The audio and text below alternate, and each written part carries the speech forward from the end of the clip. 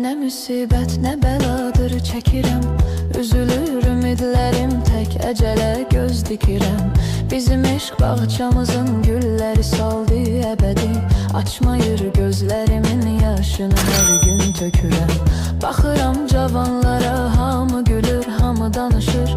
Doğrudan maraqlıdır, həyat qaynayıb qarışır. Amma mən cavanlığımı sevgimə qurban verirəm. Qara saçlar